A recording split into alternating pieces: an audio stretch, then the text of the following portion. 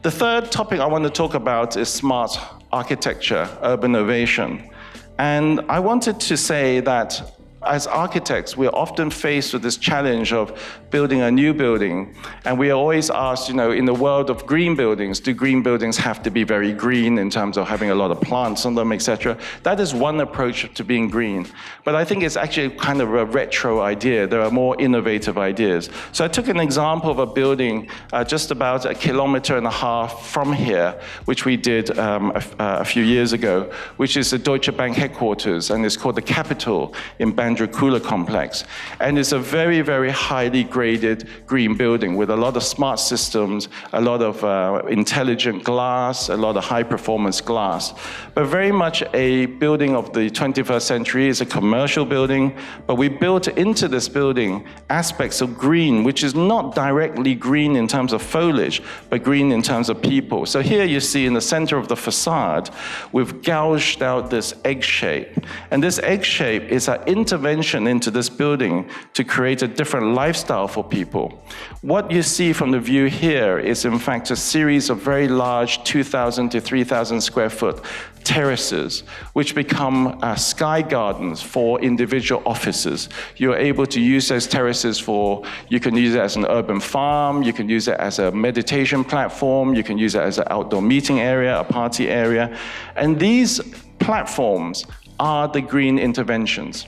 In fact, what I wanted to say is that a lot of the image we see of green architecture is about putting a lot of green in the building. That's one way. But in fact, human sustainability is really even more important than the addition of green foliage. It is very much about knowing and enabling those people to work and live in a more kind of balanced way. So the architecture is very much about people. It's about creating spaces in this building that people can share, have a lot of happy events at, spaces which use a lot of natural materials to show people that even within a glass box, we can have a lot of connection to nature. And I think this is a kind of new approach to commercial building designs that are moving away from the traditional, high-tech, just being sleek. It is very much more about the workers inside. The next topic I just want to say is about smart green. And again, it's not about green in terms of plants, but green in terms of the nature of nature.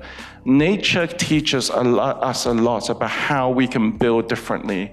There are projects around the world which has learned from nature in order to create nature. And I believe there's a lot of opportunities in architecture to create that. And this is a building that we hope will soon start work here in the city. It's again, an office building, but designed around nature. It's like a seed pod that is designed with a certain orientation to take on the least amount of sun, so it can save around 15 to 20% of the energy that is powering this building. And it also uses a lot of intelligence. Another aspect of nature is that there's a high complexity now able to be touched with the latest design technologies that we are available in our studios. And that allows us to design buildings which are very kind of intricately sculpted, but very, very performance related. It is going to be like designing an aircraft rather than designing a building. And these kind of architecture, I think, will reshape what we call green architecture in our future cities. They will no longer just be the square blocks. They will become oases of both art and culture. They will give delight to people because they have a higher level of sophistication than the things that we are currently building. And they will bring to us a kind of pride that our civic architecture can touch now into a whole new realm of vocabulary.